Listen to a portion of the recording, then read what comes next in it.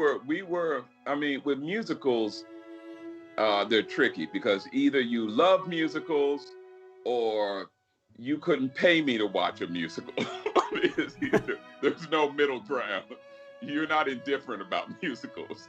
So our goal was, we knew we were going to get the people that love musicals, but I wanted to get the people that were like, no, please, you keep your musical for yourself. And so our thing was, as soon as that first song hits, when everybody says there's a musical, people got their hand on the remote control. They don't put it down.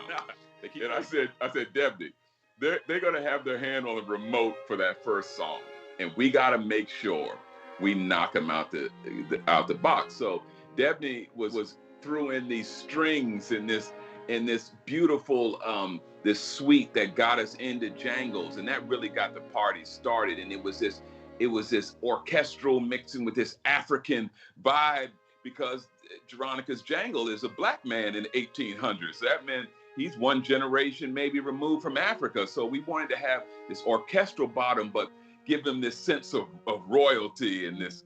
And so Debney, I said, Debney, if they tune out of this musical after this first song, it is your fault. You know what? And I need to give David a whole bunch of kudos, because that whole beginning of the film, into the town square, David kept saying, I want this to be inclusive. I want this to have a world attitude, influences of African music, etc. And we talk a lot about it, and damn if it didn't work great. It just propels you into that Jeronica's store, and then we kind of learn a little bit about the characters. Then the next thing you know, that great song drops, and it drops with a passion. And man, I'm just proud of what we created in that first stretch. Yeah, it was. I knew I wanted a soulful bottom, the film, but I wanted it to be wrapped in an orchestral package, and not in cheesy stock orchestral, but I wanted it to have this orchestral soul to it as well.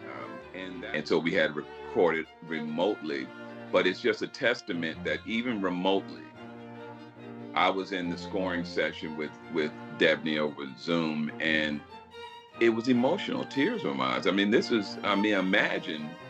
You'd have had to call the paramedics on me probably if I were in the room.